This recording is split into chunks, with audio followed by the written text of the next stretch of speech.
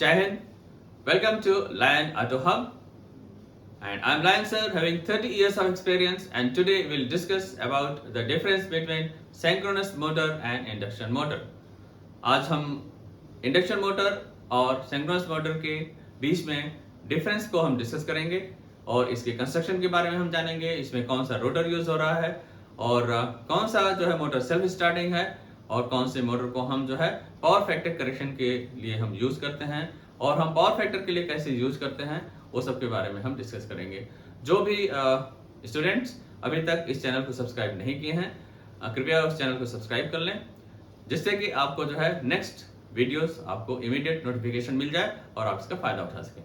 तो आइए देखते हैं सिंक्रोनस मोटर।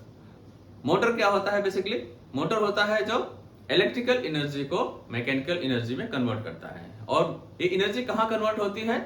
हमने आपको पहले जो है वीडियोस में मैं बता चुका हूं कि ये एनर्जी जो है कन्वर्ट होती है रोटेटिंग पार्ट में, और रोटेटिंग पार्ट यहाँ पर होता है रोटर, राइट? जो हमारा रोटर यहाँ पर घूमता है वहां पर ये कन्वर्ट होती है। कैसे होती है अब हम डिस्कस करेंगे। चलिए हम शुरू करते हैं पहले इंडक्शन मोटर के लिए। इंडक्शन मोटर में बेसिकली दो चीजें होती हैं, एक होता है स्टेटर और दूसरा होता है रोटर। स्टेटर है, आप ये देखिए जो ये पार्ट है हमारा स्टेटर है और रोटर यहां से मैंने निकाल करके यहां पर दिखाया हुआ है, राइट?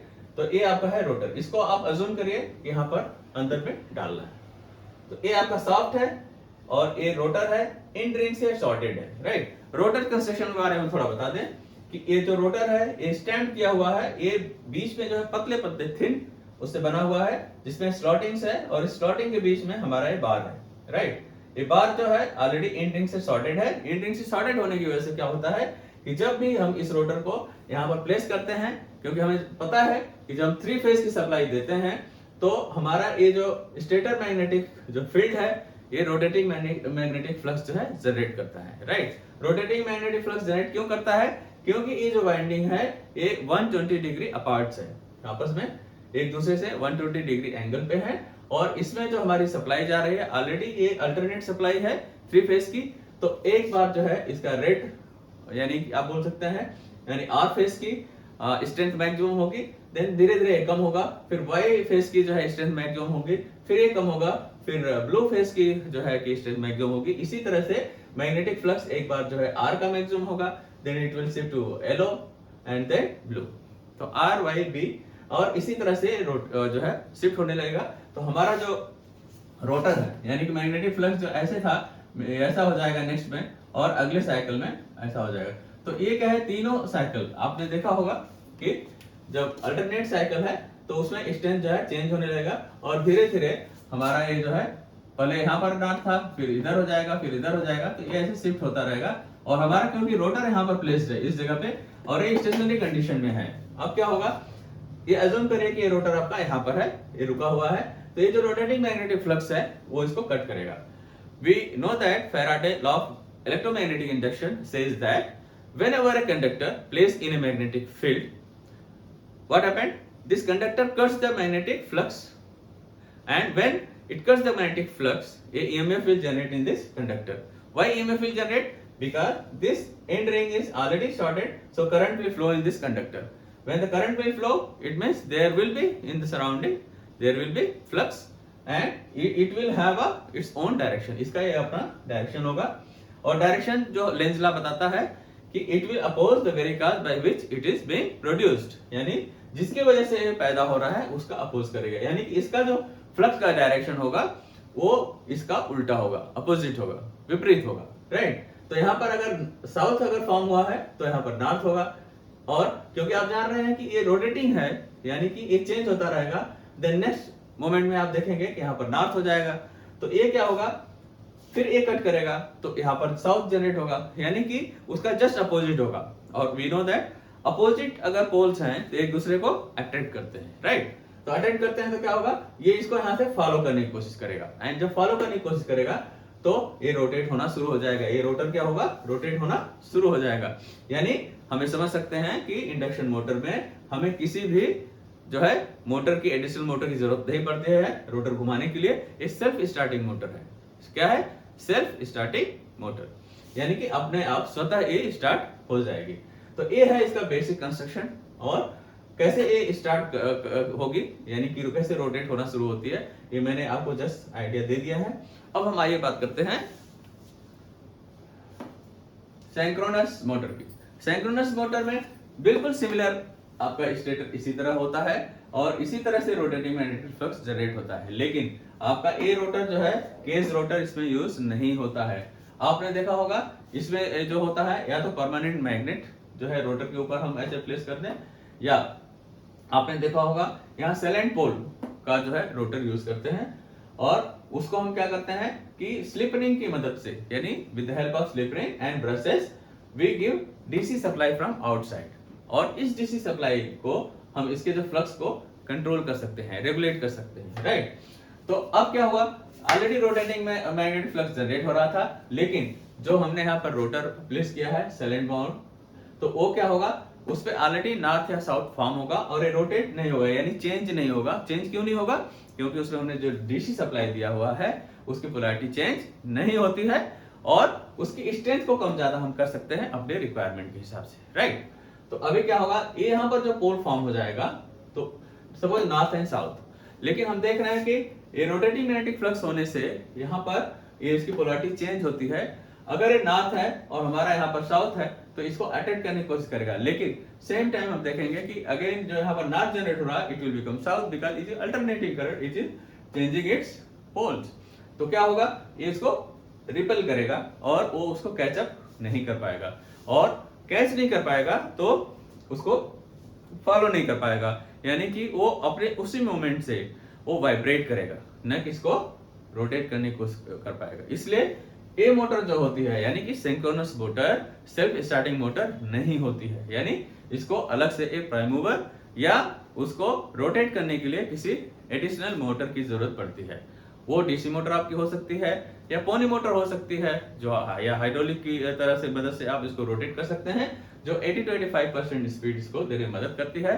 और उस समय जब इतना क्लोज पहुंच जाता है ये रोटर, तो वो जो है मैग्नेटिक लॉकिंग हो जाती है, यानी कि जो स्टेटर मैग्नेटिक फ्लक्स रोटेट हो रहा था और जो आपका रोटर भी यहाँ रोटेट हो रहा है तो लॉक हो जाता है।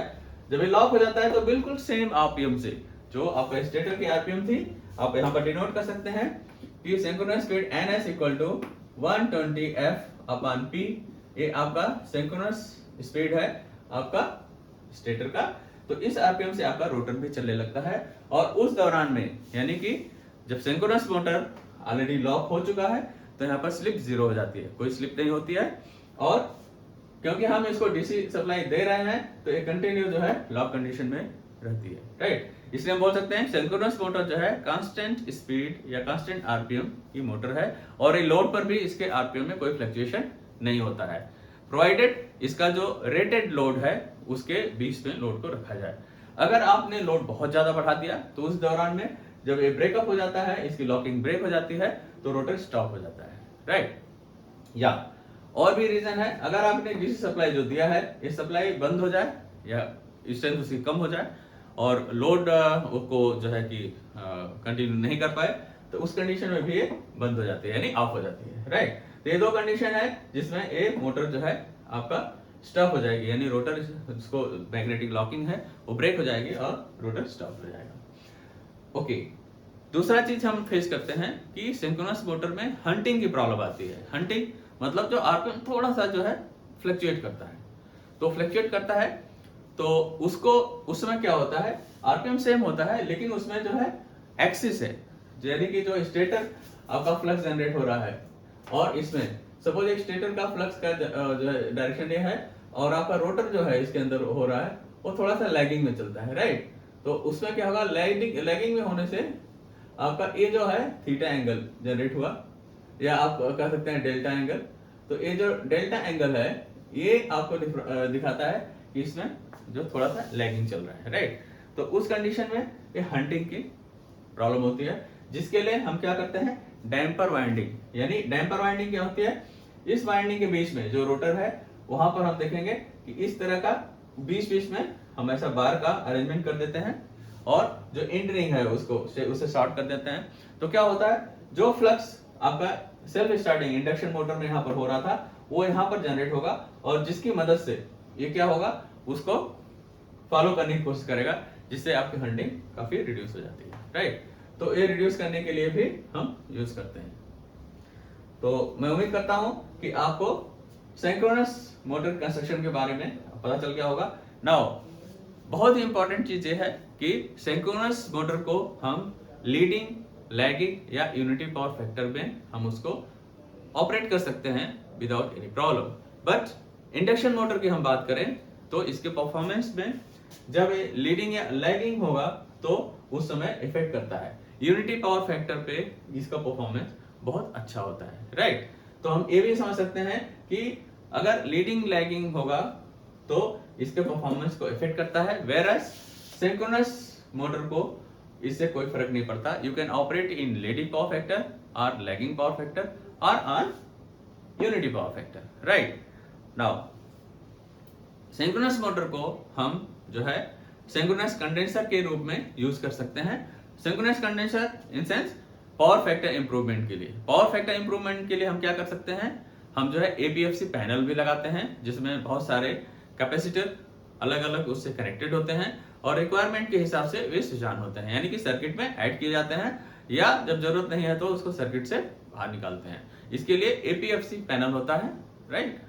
तो उसकी वजह से एपीएफसी पैनल क्या है, वो रिक्वायरमेंट के हिसाब से कैपेसिटर को यानी कि कंडेंसर को ऐड करता है या रिमूव करता है to maintain the unity power factor, right. अगर हम कंपेयर करें तो एपीएफसी पैनल या कंडेंसर, सिंक्रोनस कंडेंसर, यानी कि हम इसकी बात करें सिंक्रोनस मोटर को, तो सिंक्रोनस मोटर को जब एक्साइटेशन बढ़ाते हैं तो ये सिंक्रोनस कंडेंसर की तरह काम करता है क्योंकि ये रिएक्टिव पावर सप्लाई करने लगता है, राइट।